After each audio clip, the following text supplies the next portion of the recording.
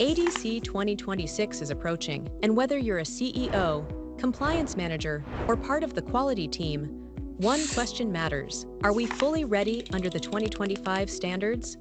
Do you clearly understand what the CEO is declaring? Is your evidence complete, organized, and audit-ready? Have you identified gaps before the March deadline pressure begins? For many RTOs, the stress isn't the declaration itself. It's the "what if we miss something" moment close to submission. The annual declaration on compliance is not just a form. It is a formal declaration by the CEO confirming that your RTO meets the 2025 standards. In this session, Ben Thakar will guide you through what the ADC means, what the CEO is confirming, common evidence gaps that cause last-minute panic, and a practical checklist to help your RTO prepare early and submit with confidence. With over 15 years of compliance experience, Ben brings practical, real-world guidance you can rely on.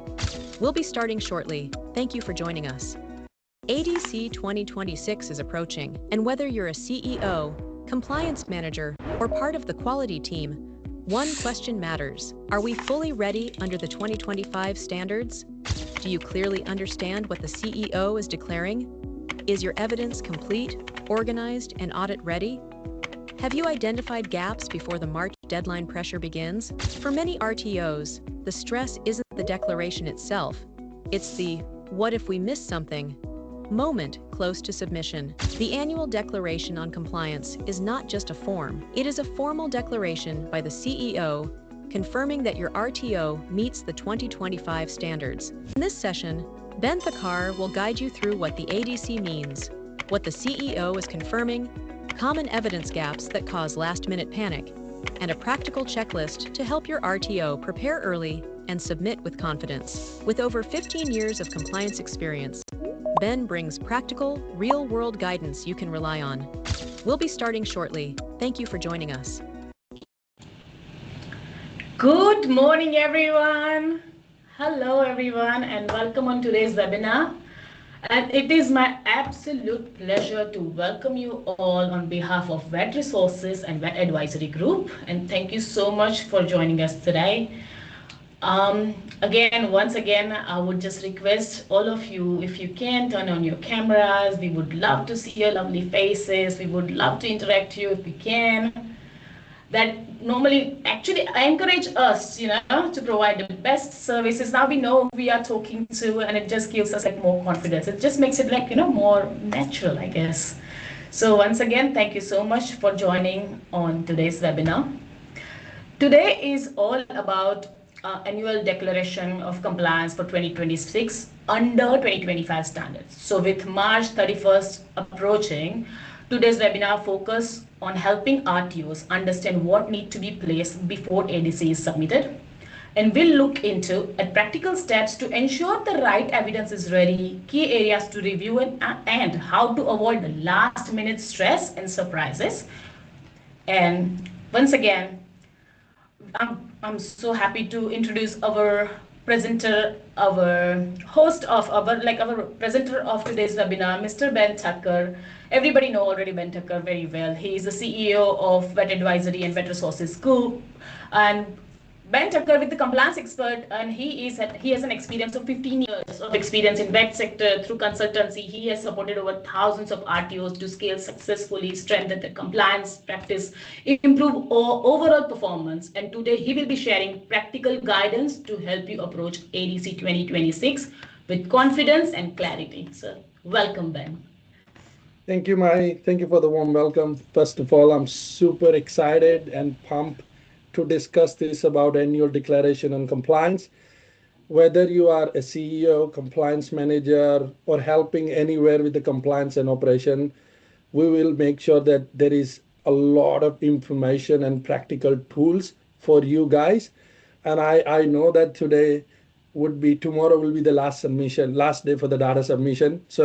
But we will make sure that in this 1.5 hour time, you're gonna learn a lot of knowledge about what is new in annual declaration of compliance, why that is different compared to the last year, and we make sure we give you some practical tools that will help you straight away to put it on action and help you to get your ADC properly. So that's our main goal. So without further ado, let me start the session. Let me share my screen. Okay.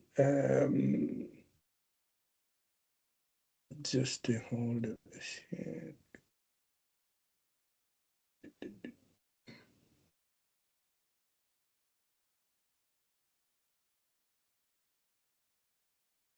Hope you're able to see the screen. Yes, Is we all can see good? it, Ben. Yes, we can see it. Perfect. Thank you so much, guys. First of all, annual declaration on compliance. As you know that the link will open at 3rd March. We all get the link. All the CEO will get the link. So first of all, make sure you check your email address on training.gov.au. If the email address is incorrect, then you might not get the link. So first thing that needs to be done. And if you're given all the admin email or any of those things, make sure you check that email. And we need to submit it by 31st March. That's the last day. Make sure we submit it before in advance. At least you do it by end of the 31st. Otherwise, if you not submit, it can create regulatory issues. So before we start, let's say why this annual declaration of compliance is different this year. So we all know that new standard came in effect 1st of July 2025, and the new standard has a standard 4 specifically for governance, which is saying about the leadership, accountability, continuous improvement, self-assurance, which is more Esqua is focusing on now, governance side of it. And that's why it's even more important than previous year that we need to make sure that we understand annual declaration of compliance in depth and make corrective action as required. And also, ASQA has a power, more power now to review your annual declaration compliance properly and say, oh, but you haven't declared this non-compliance, and therefore you are also non-compliant in standard 4 because your governance is not capable enough to identify those things. So that's why our goal is to cover everything in detail. But that's the main reason why this is very different to the last year, and that's why we need to know and learn about all this thing in detail. Today is what we will cover, busting the myth first. What are the common myths we seeing in the wet sector? That's what I hear and see in last 15, 16 years. Why RTO fail the ADC? The solution, internal audit first, which we'll discuss about what are the different practical ways to do it. The critical 12 checkpoints, that is very important for RTO to review it. A real example where I'm going to share the real example that happened in the industry and how we can take the corrective action. Over 200 plus audit, whatever I learn about the annual declaration of compliance and compliance, I'm going to share it with the example so we all can learn it. And if we learn from someone else's mistakes, it's always better. So we don't need to make one. How to complete ADC. We will also give you step-by-step guidance from today. If somebody RTO hasn't done anything about the checking, what can we do now? How we can still able to take charge and do the annual declaration of compliance properly. Okay, so let's have a quick poll. Have you conducted a full internal audit in last 12 months? Yes, partially, no, never done. So let's just have a quick idea. So that will help me to customize even this session more.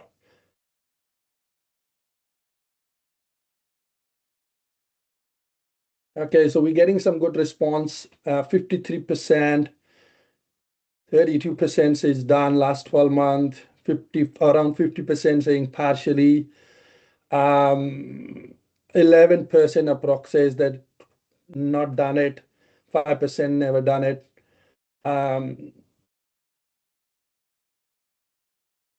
So roughly we're getting idea that around 30% done, 50% partially, some areas done, and remaining not done in last 12 months or never done it. So that's why we're going to cover more in this session about all in detail. Thank you so much, everyone, who put the poll. It gives us a lot of idea. Thank you. So the next one is, as I spoke about the myth, let's discuss what are the myths about the annual declaration of compliance that we get. Declaring a gap will get us canceled. And raise your hand or put some emoji if you think that that's a myth that actually you hear about as well. So honest disclosure redemption equal to responsible governance. Hiding gap is actually governance failure. Because let's say, and even in ASQA, a lot of session in there say, when you declare a gap, if there is a gap, and if you improve from it, that's what ASQAs currently want to see. Even the new standard is also say, the standard 4.1D says, governing person lead a culture, integrity, fairness, and transparency. So declaring a gap will not make you non-compliant in the audit. Declaring gap, and when I spoke to quite a lot auditors and ASCO auditor as well, said when they're declaring the gap, it doesn't make them non-compliant in the audit. What it's saying that the RTO is focusing on continuous improvement and their self-assurance practices actually they're doing it and they're actually working in the process. Because whether ESQA or auditor, everyone knows that very, very challenging to have 100% compliance in everything.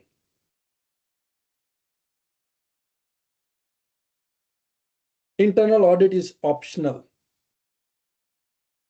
That we hear that, why do I need to do internal audit? That's just a form that I need to just tick and flick and complete. What we're seeing in the audit said, okay, you done your annual declaration of compliance, show me how you made up that judgment. And when they're asked in the audit, a CEO sometimes doesn't have a clue. How we made a judgment, we just complete the form. But that's not ASCO wants to hear. Said because when you say it's a competent, you actually check your system and processes that actually are we compliant or not. And that's why if you see this connection with standard 4.4a, a system in place for monitoring and evaluating the performance. And that's why I put up the legal reference for you guys as well, related to outcome standards, so you get the in-depth information. CEO just signed what compliance manager prepared.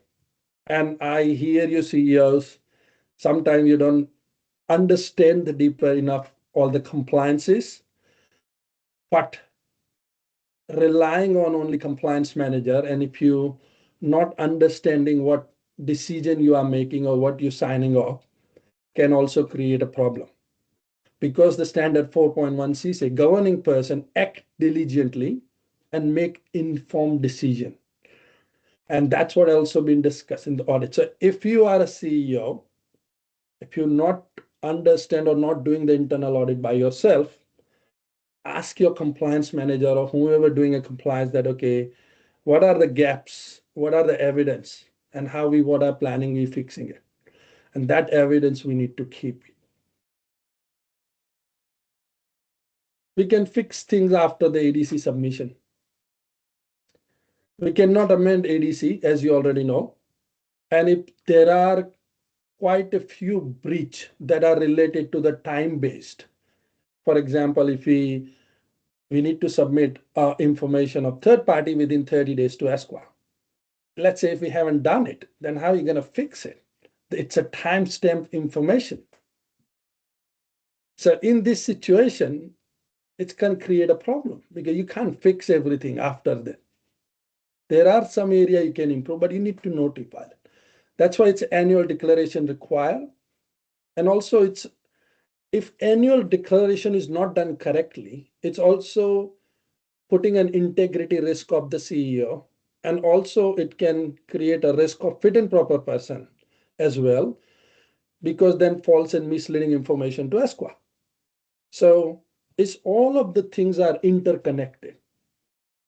Which ESQA exercising that power or not, that's a different story. But if you see that if I give a false or misleading information, then I'm indirectly non-compliance toward clause standard 4 as well, and also the whatever the area. And because I'm giving false or misleading information, then say, okay, now then your fit and proper person also need to be updated. And that can create the whole loop. So we just need to be aware of it. ESQA won't find small gaps. Because this new standard now mainly focusing standard for governance, there will be a lot of upcoming audit where they actually cross-check and focus everything. And that's what something is the main agenda for the session, is that lots of RTO do not take serious enough the annual declaration on compliance, except you guys, because you are the guys who are learning and attending this session. You are the pioneer of the vet because you want to grow and learn. Except those people, it's gonna be a challenge. And if they did everything, then imagine what can happen. And again, it's not only the compliance, it's also, our system, self-assurance, monitoring. If we identify gap, there is always room for improvement. That makes our system and processes better as well. Ultimately, we are able to serve our client or student better. So it's also other benefit as well. Understanding this reality, change your approach to annual declaration of compliance. Any other myth that you guys have here about the validation? I would love to see that. If you have, maybe if you can put it in a chat.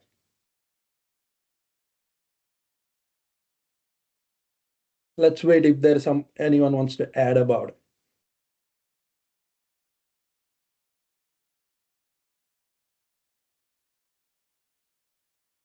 No one? Okay, so I covered all the myth. Hopefully I'll take it that way. Okay, why RTO fails? So let's discuss about that part. Let's say RTO or CEO declare fully compliant, but we didn't notify third party within 30 days. Because we need to notify through ESQA.net within 30 days about the third party. That could be education agent or any other third party. CEO say, I didn't know. It's a breach of governing person did not act diligently and make informed decision. And to be honest, guys, it happens. I have seen quite a few audit as an auditor say, oh, but you haven't notified about the third party. And then she says, I don't know about it. And then that area become non-compliant because it's a time-based thing. You can also say that, okay, I will fix it after the ADC or things. So what I want to take that all the RTO, check your third parties. They have been notified ESQA or not. Within 30 days, if not, consider and identify that gap and improve from it. I'll cover more in detail what to do. Internal gap, internal audit find there's a trainer gap. The trainer currency gap or trainer related things, which declare fully compliant. And that also result into false and misleading information, 4.1 breach. And I'll cover in more detail what are those different types of gaps about the trainer as well. CEO assume compliance because I was like, oh, my compliance manager did that, but compliance manager is no longer working. Then who has the idea? No one. Where's the evidence? Nowhere. They just all the assumption. And you know that people can go from one RTO to another RTO or leave sometime to the industry. If you don't know where the evidence are kept, or if you don't know what has been done, then that also create a concern because in the audit, they say, okay, show me your self-assurance and governance practice that you have done in the last 12 months. Result, no system for monitoring and evaluating compliance. Standard 4.4. So very clearly written in the standard now.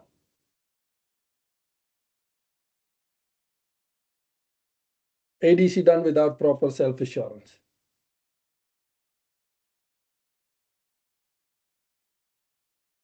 The correct sequence, how we need to do. Internal audit. So we need to do some sort of internal audit. You can do a every month spot check as well. You can do every quarterly as well. You can do 6 months as well. You can do 12 months as well.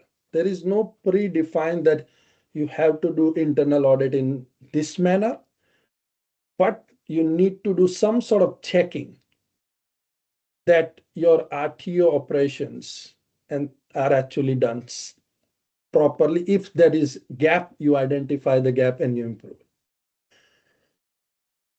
Then identifying the gap. Then whoever doing an internal audit or the checking, make sure that person actually aware of the standards. If I giving a work to an internal audit who doesn't know anything about the standards and how to check it, then what sort of gap am I able to identify? Not much. So make sure whoever being part of the audit, they aware of what I need to check, especially now with the new standard. What need to be captured, what need to be checked, and then see and identify the gap. The next step, every problem that we have is always have a root cause. So ask yourself a question, and this is something very, very important, and I always do that in my team. We have this problem, but every problem has two things.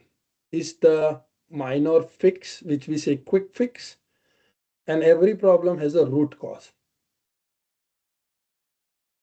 And the root cause, until we don't identify the root cause, we will not able to eliminate or improve the problem, because if we quick fix it, it will come again. So for example, there was a trainer marking was not done correctly, which you identified.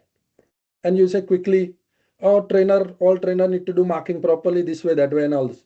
But if we don't identify why this trainer is doing it, or why all the trainer is not marking it properly, what is the root cause? The root cause could be they actually don't know what to do.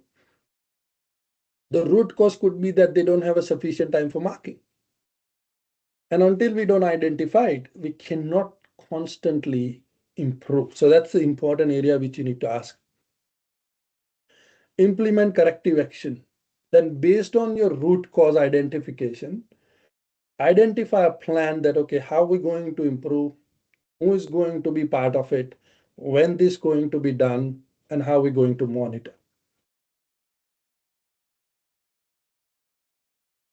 And then brief the CEO with finding and evidence.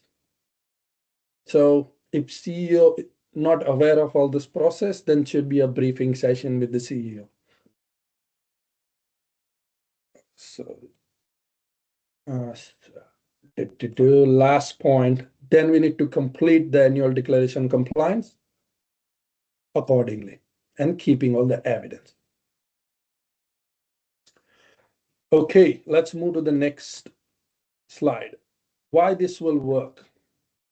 Because CEO will make informed decision, standard 4.1, because he is aware of what is happening. Honest disclosure equals to governance integrity, which is standard 4.1D.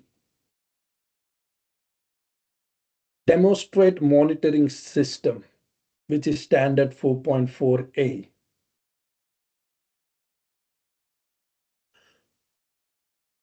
Audit ready when asked question, because you know what are the gaps. You have a plan for the improvement, and that's what the auditor wants to see.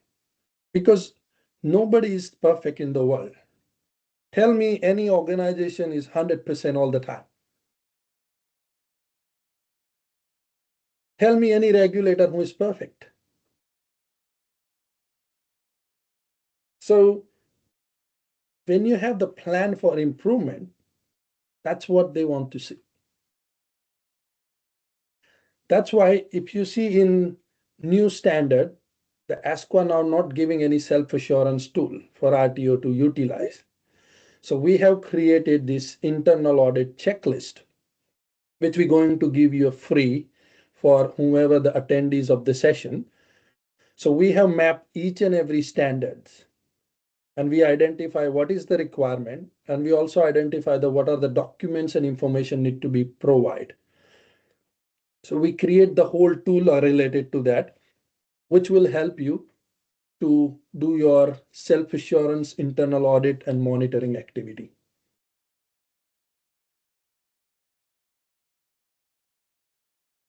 Let's go to the next slide. What you are auditing against the standard. So we are auditing quality area 1, standard 1.1 to 1.8, also compliance requirement. Quality area 2, 2.1 to 2.8, retention. Quality area 3, wet workforce, 3.1 to 3.3. Any material changes, 10 business days now. Governance, as I said, the main I was focusing more on governance, 4.1 to 4.4.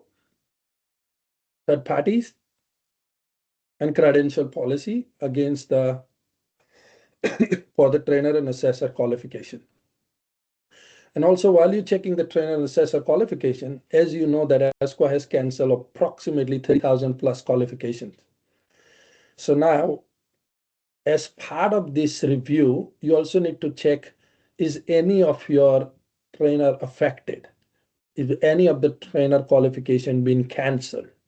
Because there are lots of TAs also been canceled. So you need to verify it rather than you get the shock in the audit. Oh, I didn't know that.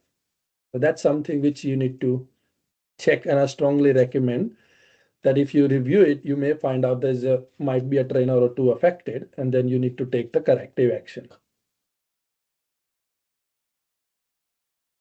Key changes, assessment record, now we need to take it for 2 months, 2 years. My apologies, 10C. Material changes from 90 days to 10 business days. Pre-validation was not specified before, but now we have to do it before the unit delivery.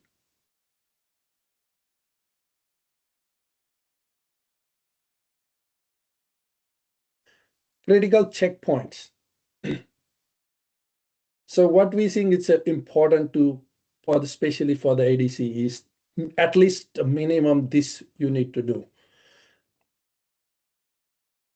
Third party notified 30 calendar day, make sure you check that. And if you are in the international market, make sure you check your PRISM, your trainer agreement, your website, and also the ASQANet across all those areas should be the same. Material changes, 10 business days, have a look. For example, if your CEOs change or PEO change or compliance manager change, all those things needs to be notified in advance within the 10 days. Certificate issues, 30 calendar day, that's something you need to check. Marketing is accurate because every time when the audit process even initiated, the first thing is check what is available on website or what is available on social media. So we need to make sure that all the information is correct. And especially, I get shocked. I still see the website under standard 2015. Still see the old information when you read the marketing material or even the student handbook, it still has the old information. So something to check. Pre-enrollment information, make sure we provide the pre-enrollment information as well. Training and assessment strategy, standard 1.1C. The area is very important to check here is especially because standard 1.1 is saying, is your training is engaging? The area we need to, and well structured. And how we define it, that we need to give the theory training, then the practical training, time for the feedback, then theory assessment, then practical assessment, and the work placement if there any. And that's what auditor wants to see in that area, that is clearly defined how the training going to be structured properly. And when you doing an internal audit for the TASIS or standard 1.1, that's something you need to see. Having TASIS doesn't make you compliant.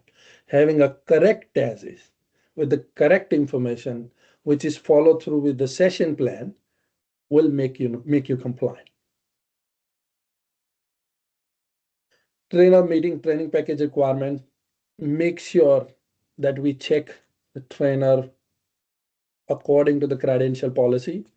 The critical area which we seeing and meet trainer not meeting the requirements are industry currency. Something very, very thoroughly need to be checked. And if you're just providing some letter from some employer, now in audit, they might also checking in a much more in-depth way that, okay, what is the timing of it? What are the work that person has done? They also call that employer and also collecting more detail there as well. And we have seen in the audit. And imagine if your trainer is doing two different streams, then the auditor might ask, oh, how are you maintaining the currency in the both stream? And what are the evidence you're providing?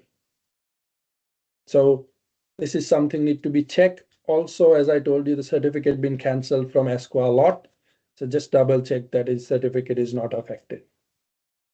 And keeping all your record and also ongoing professional development as well. Assessment record 2 years. So now from 1st of July, we need to keep the log, keep all the assessment for 2 years. So make sure you check your retention and see is that the correct thing.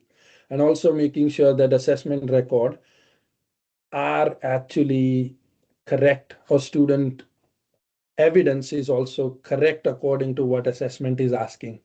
And also trainer has marking properly, providing a proper feedback. Because if there is not sufficient feedback for the observation or any of those things, that also lead to a non-compliance. Validation, make sure you have a proper validation plan and execute accordingly. Assessment tools review before the use.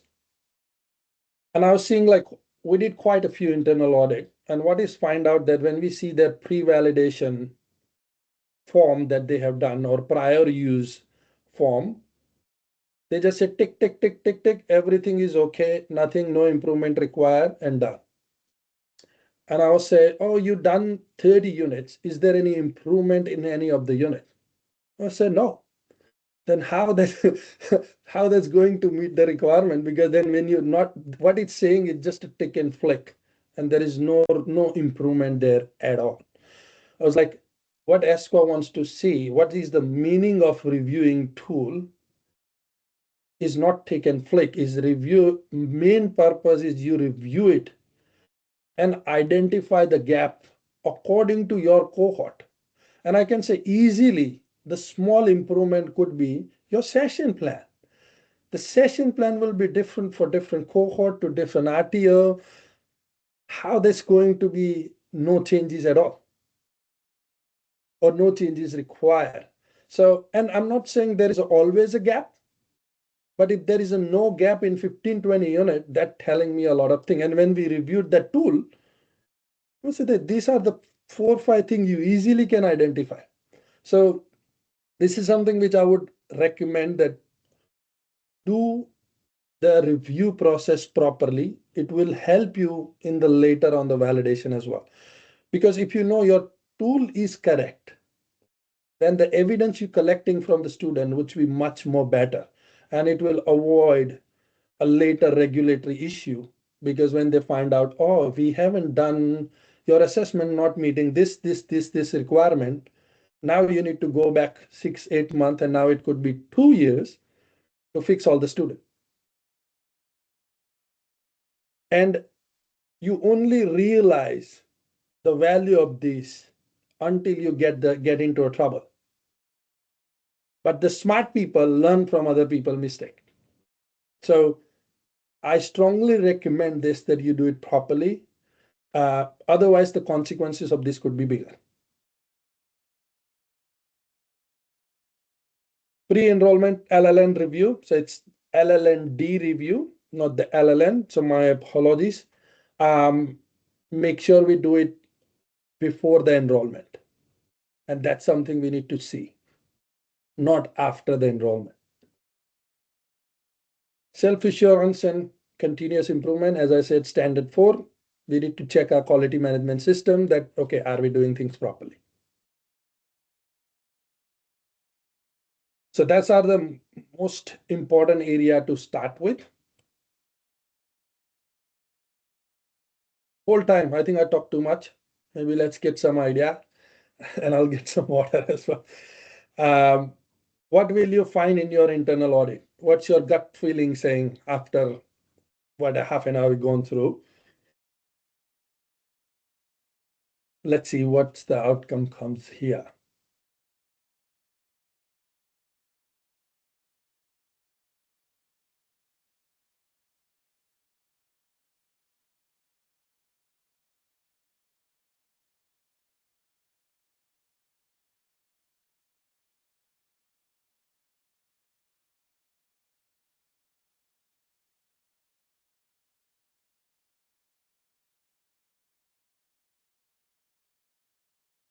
Yes, I got quite a 44 response. Thank you guys. 48 now.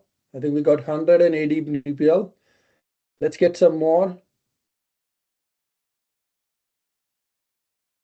And all the questions that we will cover after the session as well. We could have good time where we actually go through all the questions. So if you have any questions, just put it in the chat. Okay, so I got 56 response so far, which is pretty good. Thank you guys. 57% says minor gap. 8% says everything compliant. That's great. Significant gaps, 27%. And not sure, 5%. So what I suggest that when you actually open up and review all the documents properly, this will change significantly, because when we do an internal audit, we find almost 70-80% a good amount of gap. Maybe I would say up to 90-95% we see the gap. So I think it's a good, but I think have a look what your system and process is after the session, and then you get better idea on what to do. Okay, let's move forward. Real example. What internal audit find? Agent agreement was signed, let's say 15th of August. Notified ESCON at 15 December 2025, 120 days. And the requirement is 30 days. Analysis, late notification, if CEO declared full compliance standard with 4.1C, it is a breach of 4.1C, plus it also a risk in terms of clause 4.2 as well. It's a risk management and also fit and proper person requirement, because we did not follow that time. What could be the solution is third party notified 120 day late, identify first 5th Feb, for example. Root cause, that could be a no calendar system, no process, no calendar, not admin train. There was no monthly review, for example. Clause 17 non-compliance identified during internal audit, remediated within the system, improvement. And see, what ESCO view is that honest disclosure demonstrates standard 4.1D, culture of integrity. And in whatever audit we have identified this, we always encourage the client or RTO, so you need to put as an improvement in annual declaration of compliance, which is number one is a time-based non-compliance, because you updated on ASCONET or you did not update in ASCONET. It's easily can be identified and something which you need to disclose and improve and put it in your continuous improvement. And we did quite a few times. And we gone through the audit as well, and actually auditor appreciate that.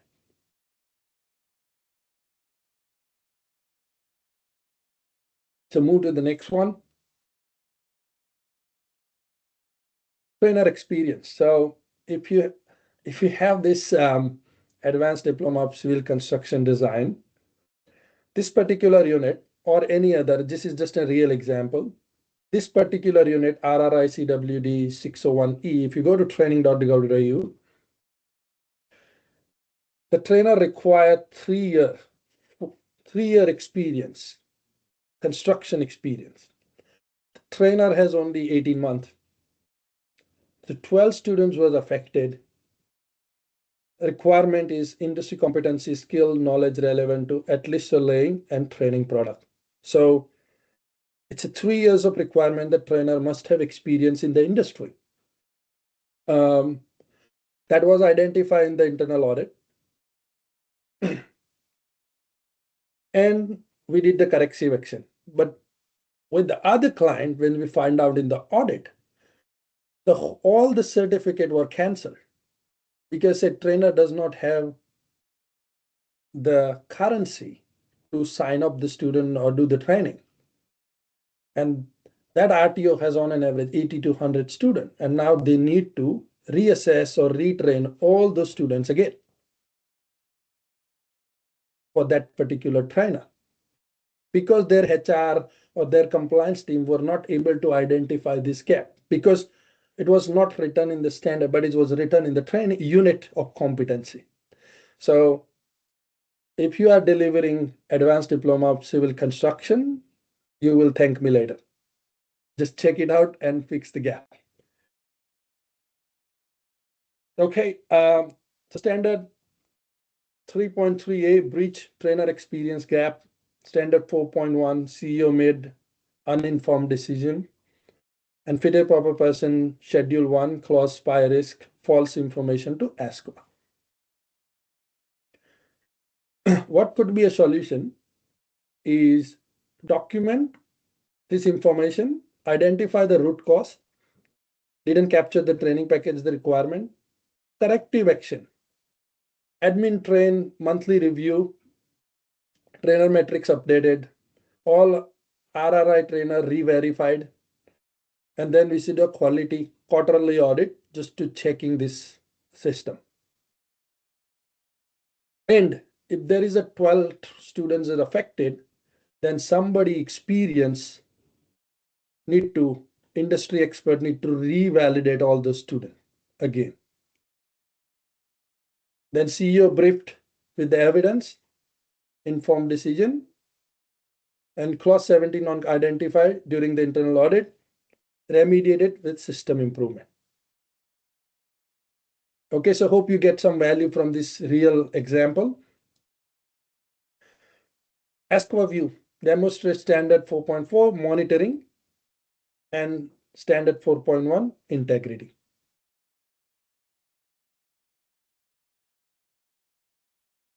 Real example.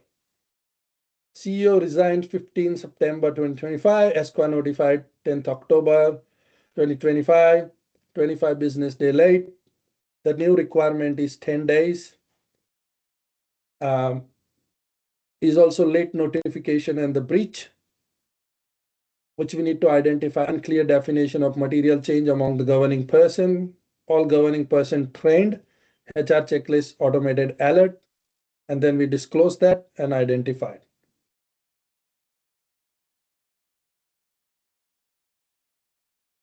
In the improvement. So those are the 3 main things I thought I'll share with you guys. It might help you. CEO briefing. So why CEO briefing is required, as I told you, that CEO need to make informed decision. And if you are a CEO, if you also currently your compliance team or compliance person doing all this part, ask them to brief you. What you need to do: executive summary of compliance versus non-compliance, detailed finding and evidence bundle, screenshot and report what is happening. Have a meeting, present all the evidence, CEO review the evidence, CEO approve the annual disclosure language, document the meeting notes and sign off. Evidence: CEO made informed decision per standard 4.1c. So I would strongly recommend that disclosure needs to be done. Whatever the meeting or minute you're doing it, capture all this evidence information. It will always help you during the audit time. And now ASQA and the auditor also seeing those timestamp in the document, and also seeing a properties in the document, when this document created, how it's created, all those things. So it's better to have and capture that evidence at that point of time.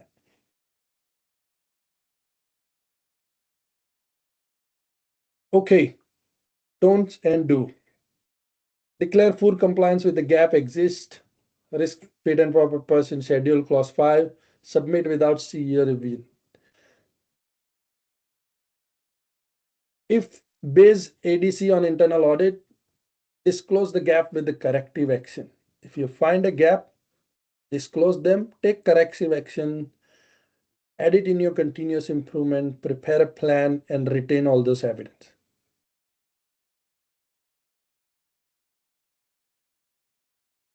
Action plan.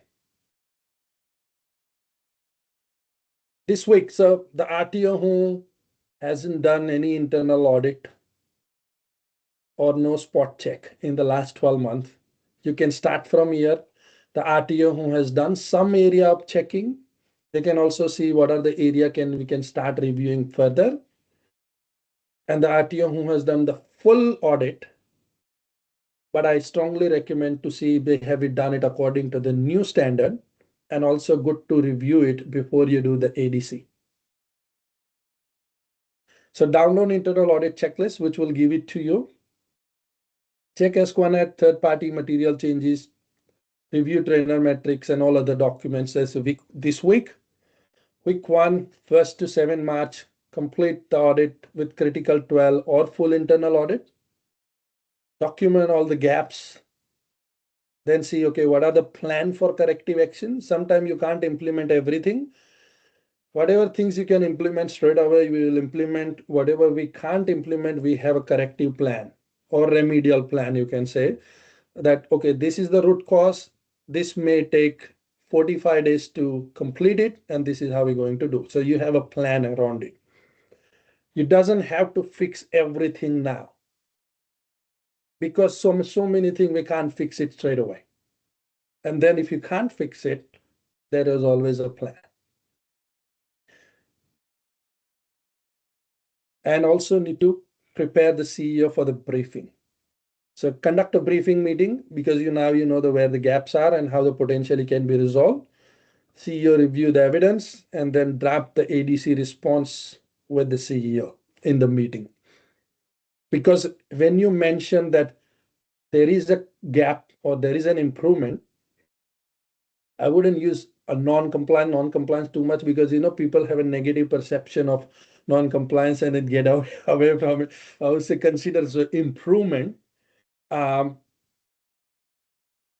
Then capture them properly, and in that explanation in the ADC, provide the brief explanation that how it identified, what could be a small, what's the root cause around it, and how you plan to improve in this area.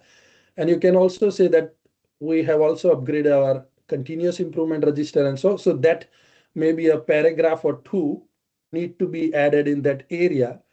They ASQA in that annual declaration of compliance, you're not attaching the whole plan.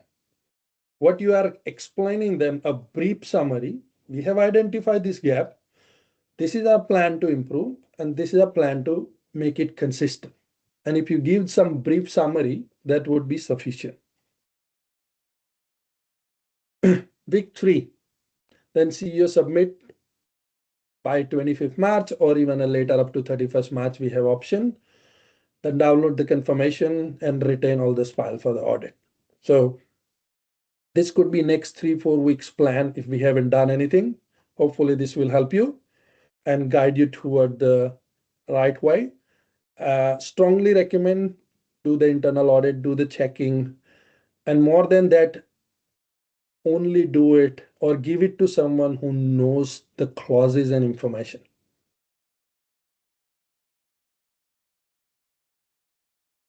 Okay, let's have another poll time. What is your biggest ADC concern? Let's see if finding a gap, we didn't know about it, not having a time to fix the gap, CEO not understanding the process, knowing what to disclose.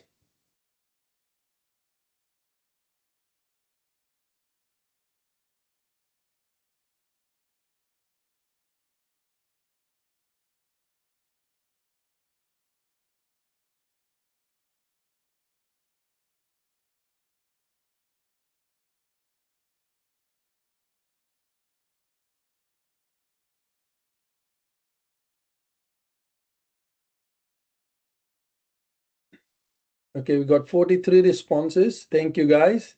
Let's hit up to 50 at least. 52, perfect. So we got 26% finding a gap we didn't know about. That's a good thing.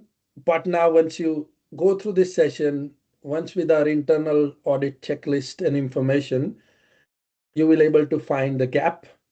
If some area, if you're really not sure and if you have a question, just send it to us. We would love to answer your questions.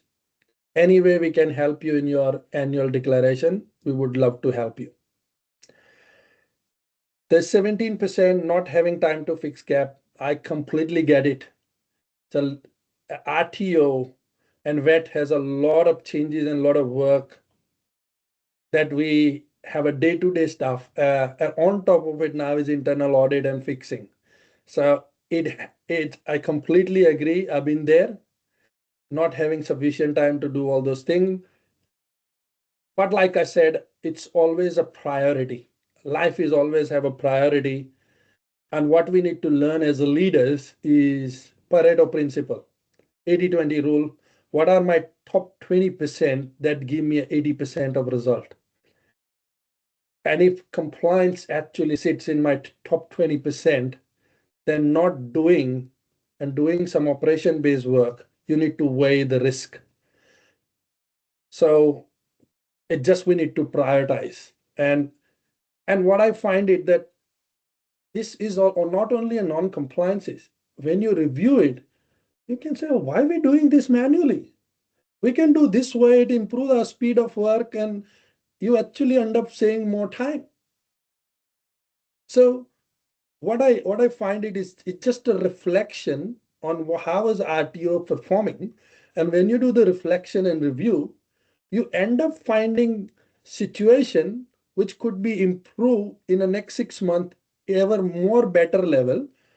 And you as a CEO or a leader would have more time to do this, because then say, oh, one of my biggest root cause was I never train people. Because that's why I'm getting all those things. Because if I don't train my admin with the new standard requirements and what need to expect, then I will always have the non-compliance, or I always be in the fear that when the next audit come and everything will be non-compliant.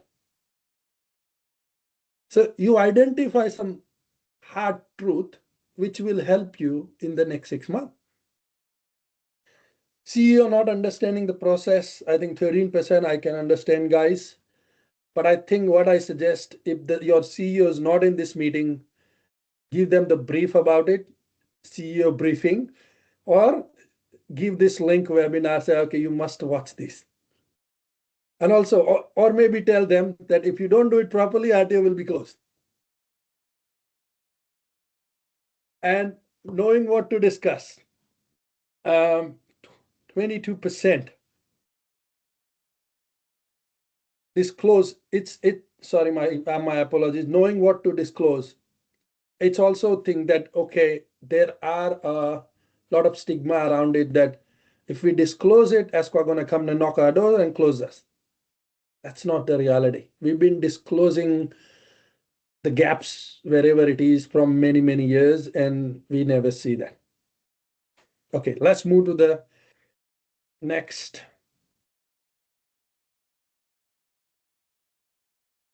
Okay, so take this home. So these are the free tool which I was talking about.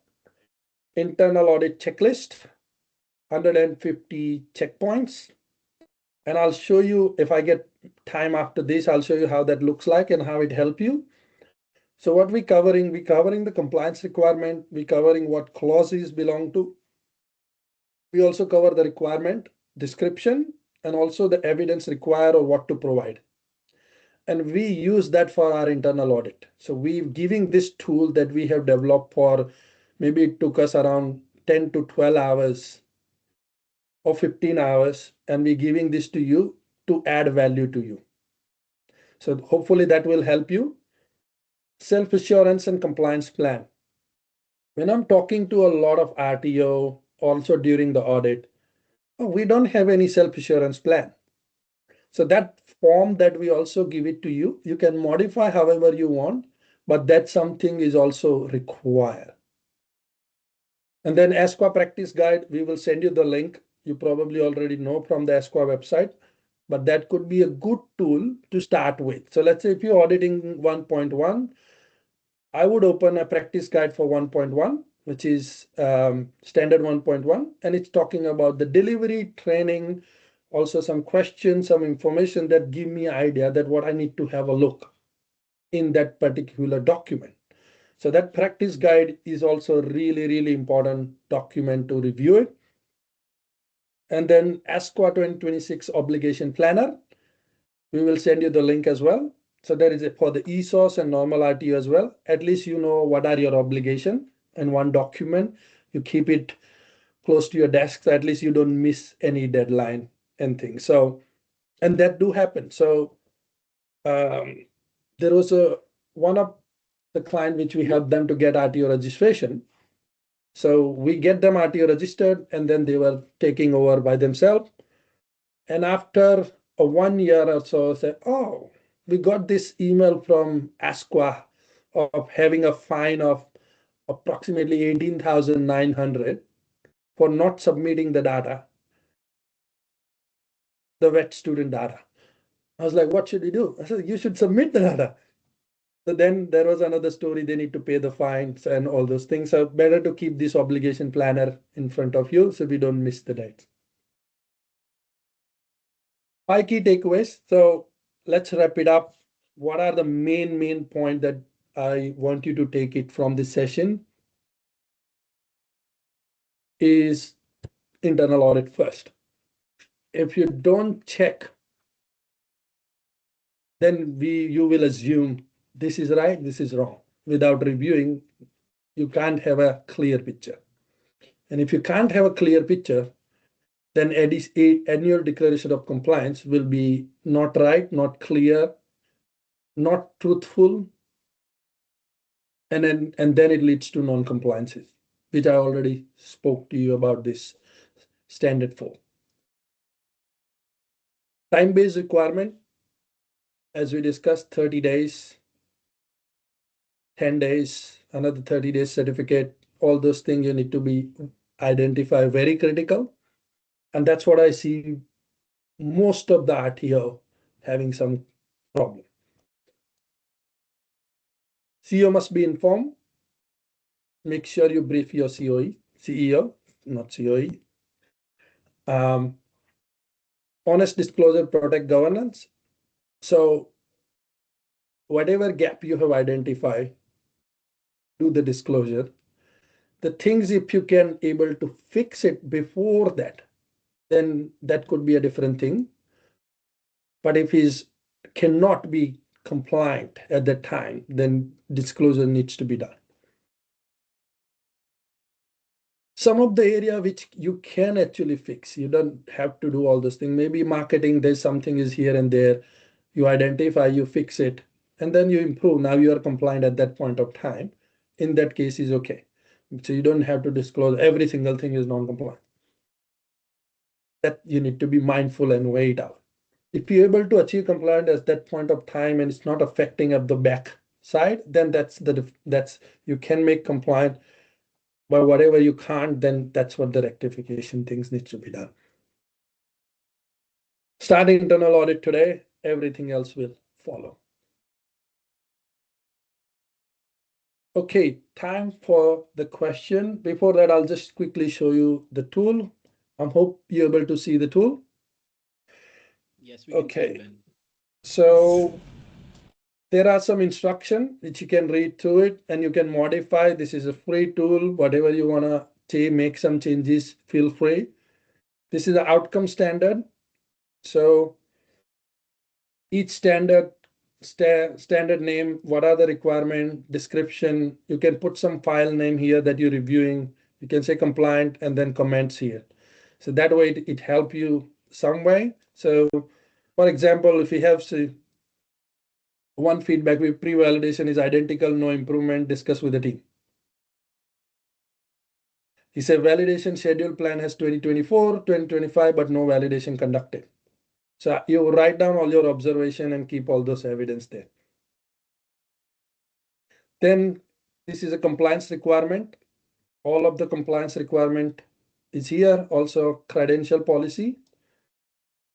That also help you. If you are a Cricos RTO, we have Cricos RTO related information as well. An organization chart and some other area which I want you to look at it and you give an idea. You can feel free to modify however you want, but that's a way of adding value to you. So that's it from me. And I'm over to Mahina. Perfect. So yes. Just want to say thank you. Thank you so much, Ben, for so much great information. And we had many questions come through during the session, and I think some of them are coming now as well. Okay, so first of all, there are quite a few questions. We'll see how many we can get to today. So one of the questions that we received is, with the third parties, we are notifying them about something in 30 days, or do you mean notifying ESQA if new third party comes on board within 30 days? Yeah, so great question. There. So if you sign up an agreement with third party, as of today, so from today, you have 30 days to notify ESQA through ESQA.net. There is a form that we need to complete. And that's a regulatory requirement. We need to do it. And if you not do it on time, it's a breach there. Good. Another question that I noted here that says, do we need to outline exactly the amount of hours we train in each area, that is theory, practical, and assessment? Can you repeat the question, please? Do we need to outline exactly the amount of hours we train in each area, like in theory, in practical, and in assessment? Yeah, great question. And what we're seeing in the TAS is just a brief. What we suggest is make it very clear what your theory hour, what your training. So what first we make it clear is a theory training hour. So let's say if the 60-hour unit, we can say have 20 hours for theory training, then practical training hours. Make sure this is something very, very different from the old standard. And now what ESQA auditor want to see that you cannot do a practical assessment without giving them the practical training. And which makes sense, quite logical. But when we audit them and doing it, that actually doesn't happen. So, and that's what in the audit is there. That's what you need to ask is my TAS actually covering this requirement? And like I said, we all were doing it. We were doing it as well as a consultant as well in the past. But now we're seeing, okay, now we need to be more clear. because it's clearly asking, standard is clearly asking that. Then we said, okay, now we need to have sufficient, we need to show the time for the feedback as well, which you don't need to show it in hours, but you need to have an explanation that how feedback been provided. Then you say now there will be a practical assessment hours and theory assessment hours. We need to clearly define, and also it's not only on your thesis, it need to see in your session plan as well. All those things is clearly articulate in the session plan. And that's what in the audit or in reality wants to see that way. Thank you, Ben. And while we are on TASes, there's another question that says, you mentioned that TAS need to be clearly structured, structured training time, assessment time, and feedback. And how should we do this structure in a self-paced delivery model? Okay, so the self-paced part is where if you completely, I'm assuming that you're doing completely self-paced. Okay, so if it's a completely self-paced, then you need to demonstrate that, okay, how many hours that student going to spend for the theory, how many hours if the unit is require some sort of practical, because they're self-paced, but you still need to have some sort of structure. It could be online or anywhere that they actually do some sort of practice for practical. Because if you're, and then it depends on the unit. If your unit doesn't allow you to do fully self-paced, then you need to integrate some sort of intervention of the trainer, where could be for the role play or could be any other things. So ask yourself that is this unit allow completely self-paced? Because if the performance criteria is more practical based, then it actually not. And then you need to articulate your test that way. So irrespective of the self-paced, online, face-to-face, or blended, what standard is saying, I need to integrate all those 4 components in my training and assessment strategy. Another question that is here, Ben, is if ADC, CD trainer, has less than 3 years of industry experience, can trainer be supervised by a senior trainer or not? Yes, I think good question. So the requirement is for the trainer to have 3 years of experience. So supervisor is there, but the supervisor need to make sure they meet all the requirement of the trainer. Then that is okay. But if somebody who has experience but doesn't have the TAE and all those things, then that also can go against it. So easier way, hire a trainer with 3 years of experience. So you say you don't need 2 people. And if you can't, and if you already delivered, then make sure you get someone who with the experience and do some sort of reassessments and have process and keep those evidence in place.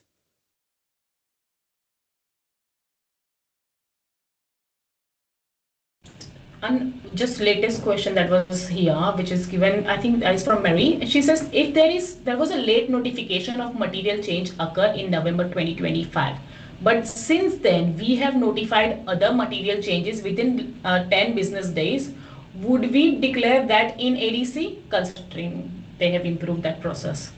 Yeah, so if the notification after 1st of July, later than 10 days, you need to include it.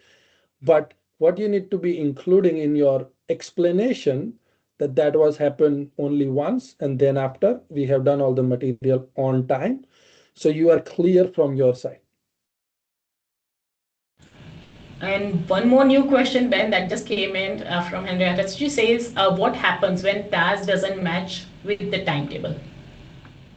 Okay, good question.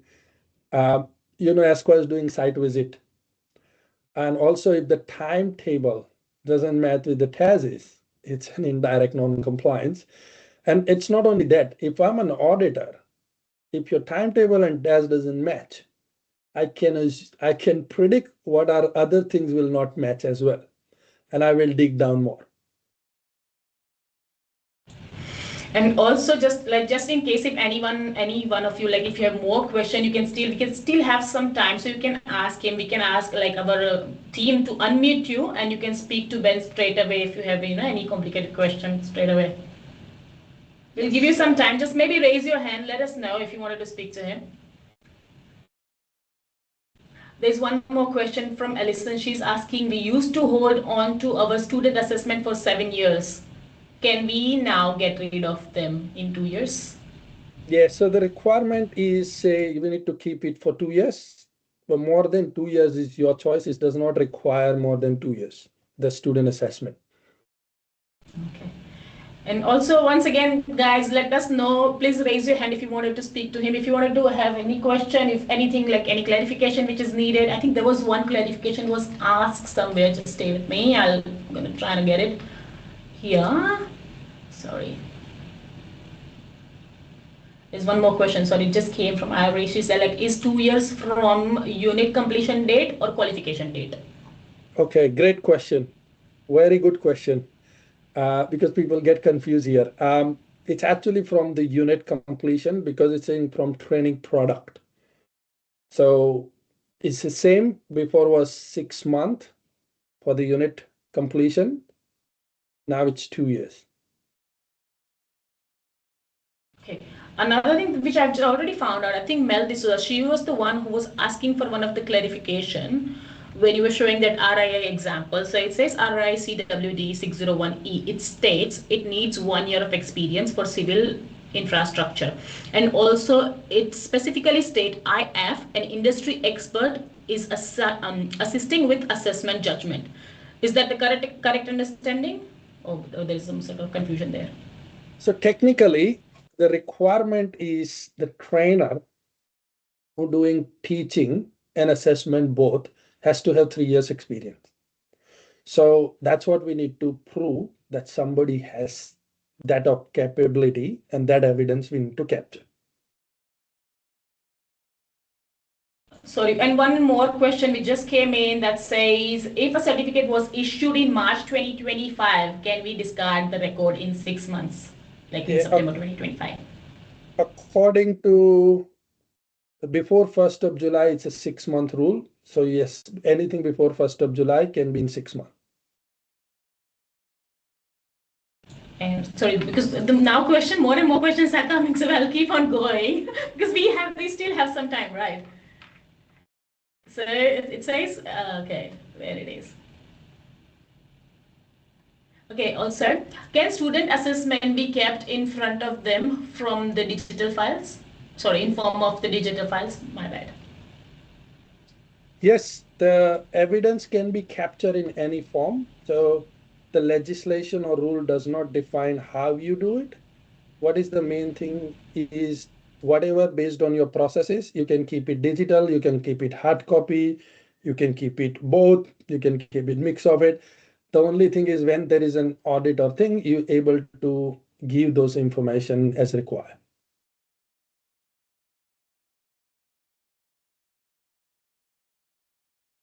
And one more question was there, to confirm the subject matter expert must hold wet competency? Yes. Is it optional? I'm assuming this is a continuing question from RII. Yes, it could be. Yeah, it seems like it. Okay, so pretty much we have covered most. I can see there's one comment that this 2 years requirement is according to standard 2025. If the state funding or any requirement has more than 2 years, you need to manage that. But because we're talking about SRTOs 2025, so whatever I'm explaining is aligned to that area. Thank you. Pretty much we have covered all of the questions. And if you still have any more questions, what we can do is, you will receive a feedback form after this, so you can just put your comments and your questions in the feedback form. Also, we are going to, because continuously we are going to do more webinars like this. So if you have any particular topic that can be covered within our new webinars, feel free to put the topics in the new feedback form as well. And pretty much that's it from us. Thank you so much. all of you for attending, and thank you so much, Ben, for such an informative session. Sorry, Arpit, you were going. Thank you everyone. It's just I've put a feedback form if possible. If you can fill a quick feedback, that'll be really nice. Plus, we are very excited to announce that we'll be having our webinar on 27th of March, and one of our very special guests will be joining us, and will be joining Ben. Tamara, she has written a book on RTOs. She had guided a lot of RTOs, and the topic for that will be how to make your RTO profitable, compliant, and it will be one of the best and most engaging session guaranteed. We also provide the highest quality of resources. So in case you're looking for the same, you can go to our websites. I put those on the feedback form link as well, and do surf it. You will find something informative.